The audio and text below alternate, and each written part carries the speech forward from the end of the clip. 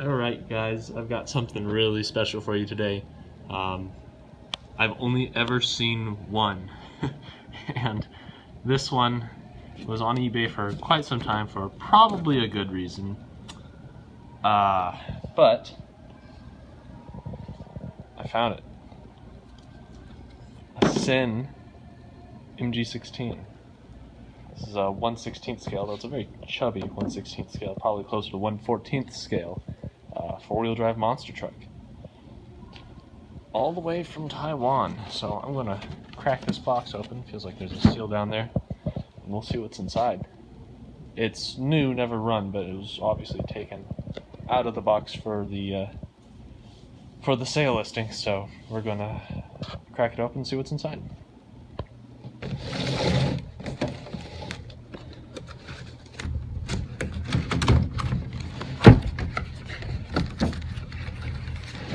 Interesting, the artwork on the side shows an MG10. It looks like the MG16 is a sticker slapped on over top of, I guess, the MG10 MT3. Not sure if that would make this not the original box. I don't know, honestly.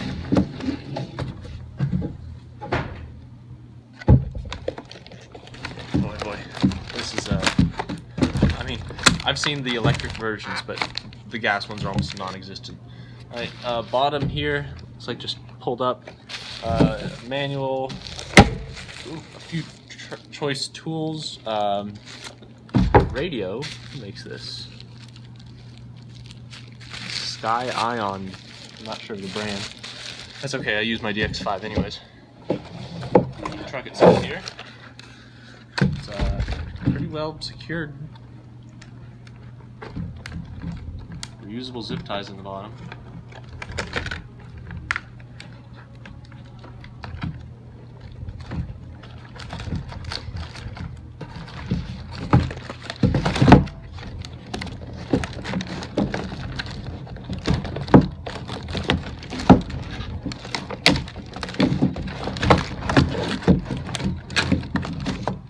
There we go.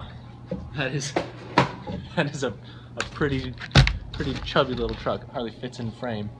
It is almost as wide as it is long, which is pretty interesting here. Look at that.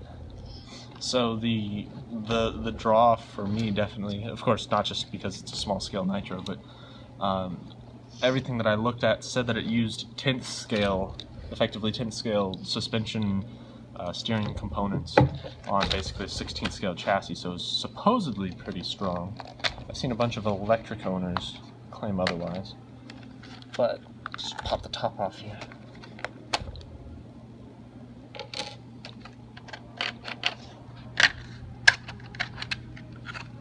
Wow, that is compact. Boy, a lot going on in there. So we've got a CEN branded engine. Looking down the side, it actually doesn't say what size it is. I'd expect that to be a 0.12. It's a pretty minuscule. So being as old as it is, the engine is definitely difficult to turn over. We'll take the glow plug off and splash a little fuel in there to get it lubricated. Seal on the fuel tank feels good. I love that exhaust. Look how small that is. It's just a little, it's probably about the size of a half roll of quarters. And a pipe trailing down forward, which is kind of an interesting design. Usually would think, you know, getting rocks and debris stuck up in there would be a bad idea. These are full-size servos, standard servos that you'd find for like a 10 scale vehicle. You got gas. The boot on the engine looks alright. Gas and brake with your typical fuel line spring set up here. And that gear ratio is pretty low. It's 55 tooth spur to what looks like a 15, 16 tooth pinion.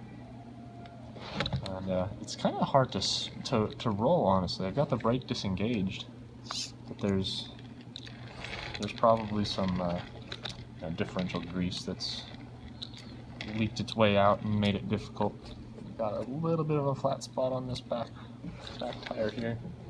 Other than that, it looks, I mean, it's new. It's never been run. Tell there's no scratches on the chassis. This is a find, man. Shipped all the way from Taiwan. So thank you to the one eBay seller who had one of these ever that I've ever seen on the site.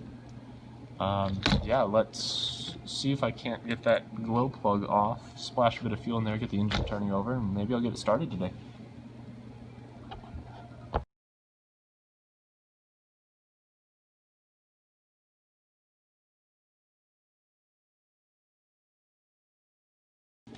Oh, this is pretty exciting, guys. It's an extremely hard truck to find anywhere. Like I said, I've only ever seen one listing, and it's sitting in front of you now.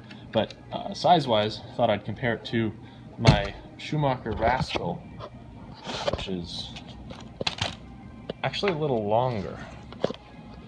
The Rascal is a bit narrower, but the CEN threw me off, I think, because it's very wide. And it still definitely fits into the mini Nitro RC theme. Otherwise, it of course wouldn't be here. So, just a quick size comparison there for you guys. Yeah, not sure about that stiff rolling. It is shaft driven. You can see this drive shaft up here. So it's a four-wheel shaft drive, even though the engine is laid out laterally, not longitudinally. There's got to be a yoke of some kind in the transmission that spins it around and gets the drive shaft coming back forward. Interesting too, this chassis is plastic. Well, it's polycarbonate. The engine has a mount that it sits on. You can kind of see the plate down here. It sits on that and then just really spreads the mounting force out across a large area. I guess the heat too. But let's see if this engine even starts, and then we'll consider hooking up my DXE to it, or DX5. See what it does.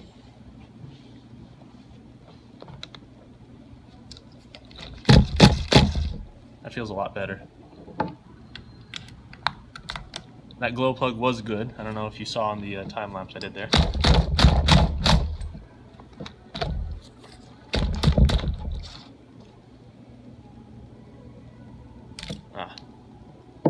Definitely over primed. So I'm going to loosen the glow plug just a touch.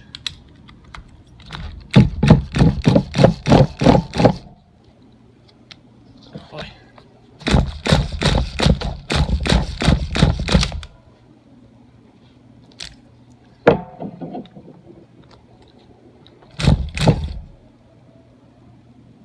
Well, the carburetor's not jammed. I just plugged the exhaust here and had fuel flow through the intake line. I guess we're going to go to time-lapse mode, and I'm going to take the carb filter off, and we're going to struggle with this a little bit so you don't have to sit here and watch me not start it.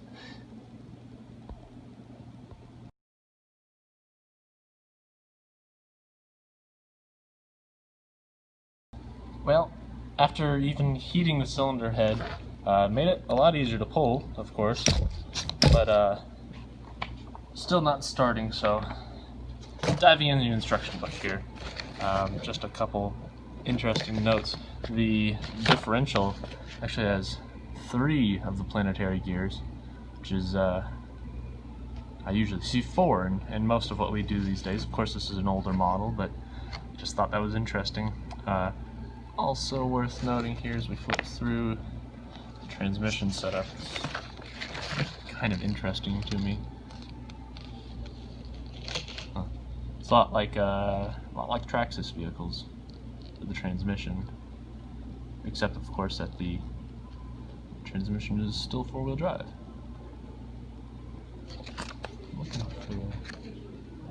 Yeah, so here we have on the outer edge of the rear differential a bevel gear that turns the output sideways and goes forward here to the rest of the car.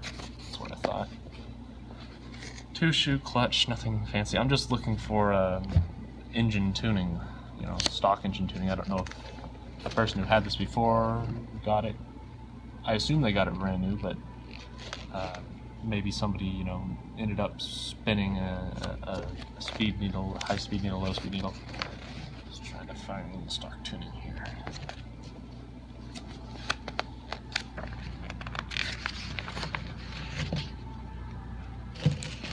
Looks like they made this as a rally and a touring car. Those say they're 10th scale though, I'm not interested really.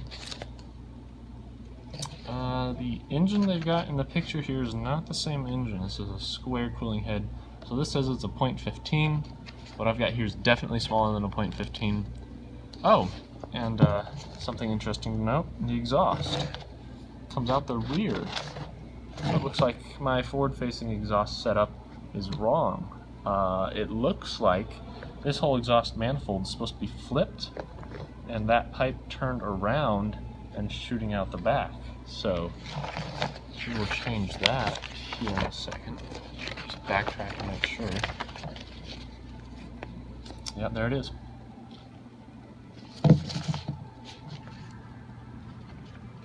Oh, interesting. This cap you can loosen. It looks like it rotates. That's not the same output angle as what I've got here. That's cool. We can do that. Parts list. Useful exploded view. Yeah, it really doesn't give any factory tuning. Okay, well I'm going to assume it's similar to Traxxas, 3 to 4 turns out on the high speed, flush on the low speed. I found that to be very true, very similar for many brands. Go grab a screwdriver here.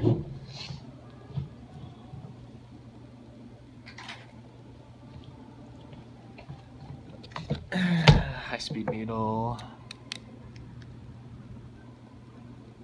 That was 1.5 out, which would be pretty lean, I'm guessing.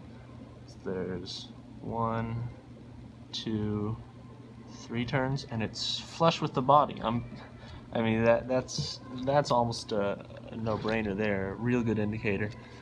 Low speed is on the back of the carburetor. It's a slide carb, but low speed is not in the slide. It's right here, and that is flush with its body. So I'm going to leave that one there. Let me throw my heat gun back on this, heat it up, and see if I can get it started. Alright, so that tuning was way off. I just got it to cough over. I thought I'd put it back on video to have you guys join me in the first starting here.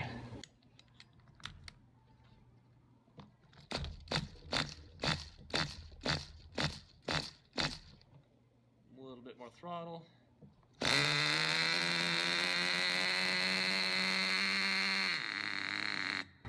Idle's a little low. Oh wow, the idle screw on this carburetor is almost all the way out. It's probably not a good thing. Let's crack that open a bit more.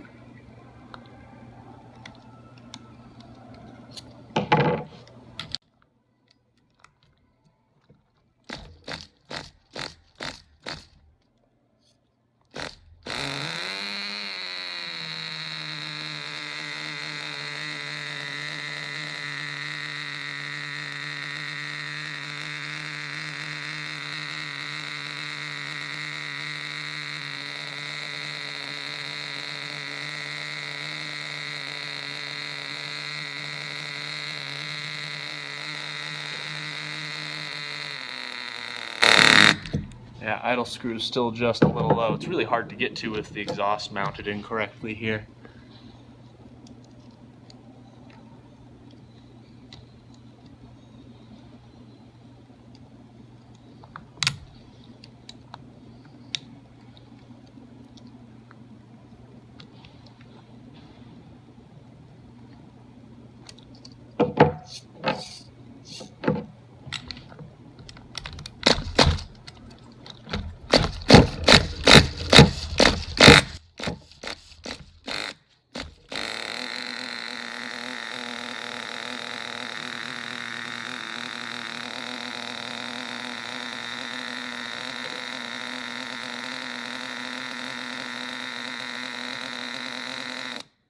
Alright, running really rich on the low end here.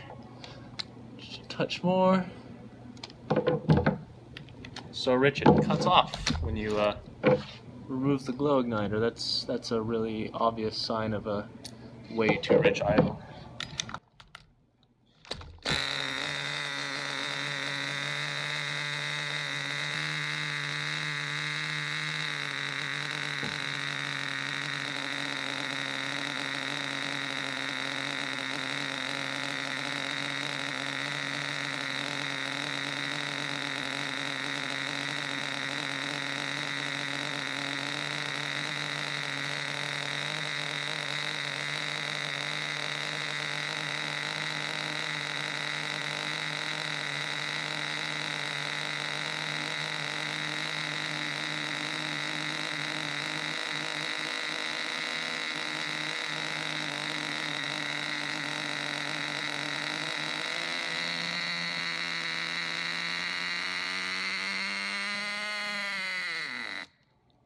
We're out of fuel. That would do it. No, I would have cut it off there for the first start anyways. Got up to low 130s. Make sure it's not at pinch for the cooldown. Alright, I'm gonna pop this exhaust off. Honestly, it looks like just the screw that goes clean through here. You can take that off, put the cap on this side, put the I don't know, the bell end on this side, and have the exhaust stick through that hole in the rear shock tower, which is definitely what it was intended for.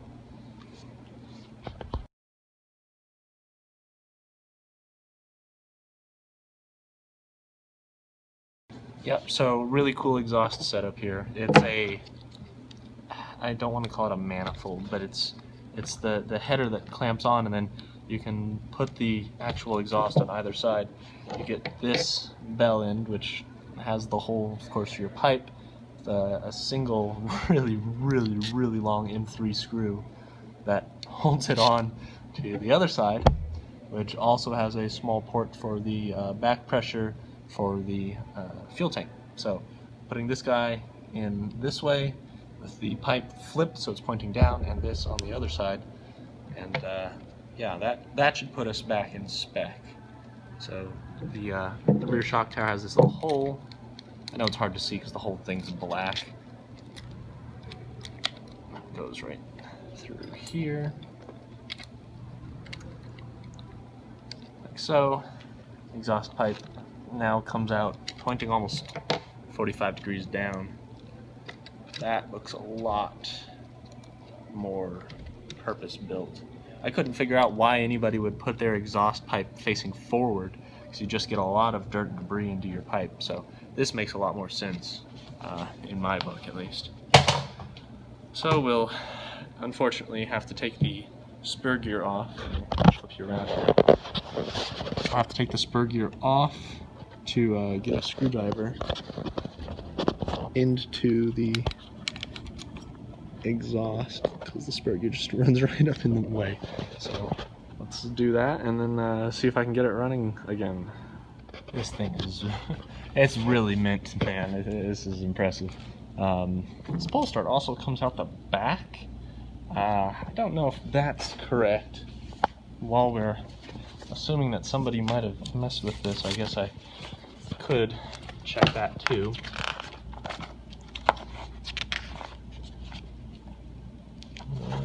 Really no pull start side pictures of the engine. The one I've got here with the bigger engine does show it pointing up though, so I might flip that around if that gets on my nerves. But overall, this is a really cool little truck. It's 10th scale hubs and knuckles and shocks on a 16th scale chassis with what are basically the same length as like touring car suspension arms. It makes it very much a square.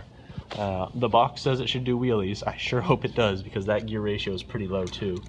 But let's just do a quick little walk around here. So we got, looks like a single speed cast clutch bell. Pretty much the entire frame is nylon or polycarb. We've got a brake disc right behind the spur gear, which again is massive. The spur gear does have a slipper clutch on it. Front and rear pads. The servos, like I mentioned earlier, are full-sized. Interesting feature here is squish on the outside and the inside for servo over movement, I guess, which can't really happen the way this one's positioned.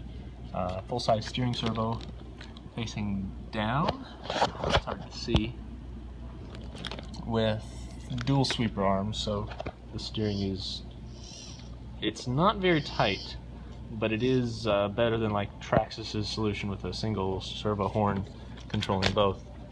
Crack open the radio box here. I've already taken the body clip out of it. Oh, it's interesting. It's a forward-facing hinge. So we've got an antiquated FM receiver in there. It's crammed. That is a very crammed little receiver box. Pretty decent looking front bumper, non-existent rear bumper. Yeah, let's throw a DX5 in here and see if I can idle through another tank and maybe drive it around the track for you. But before I do that, here's something interesting. So I mentioned the receiver box is pretty small. Well, the only thing it had in it was a receiver. And I was trying to figure it out. You know, I like to run all of my stuff on a single cell, sometimes a 2-cell lithium battery if the servos will handle it, because of their size. They don't leak battery acid. So this is the bottom of the chassis. They found a place to cram the batteries in, man. That's impressive. Like, that tray is built in to the cover. It's very reminiscent of like Tyco or like New Bright. The way their batteries are basically the bottom of the chassis of their cars. Anyways, luckily this has, you know, your standard JST connector, so I can just plug in one of my lithium batteries and have it float around in this spacious enough tray. Looks like they gave a little sheet of plastic or polystyrene or something here to keep from fuel leaks, because there's the engine, those are the mounts. Very interesting design, CEN. That would have helped with center of gravity too, I bet, but definitely upper chassis room, which was premium in something this size, was saved by slapping the batteries down there. So cool innovation. Anyways, I'll put the receiver in there and see if I can get it driving for you. I would just like to take a moment to appreciate the fact that this is smaller in every dimension, shorter antenna, longer range, less interference, and better in power draw. I mean, that's 10 years of technology, just huge changes. Okay, I'm going to disconnect this, I can't do it single-handed, and slap a SR215 in with a 800 milliamp 1S LiPo, and we'll see if it'll get it running. Okay, well, radio gear's installed, got steering, got throttle and brake. I'm going to try to fire it up and see if I can put around the track here.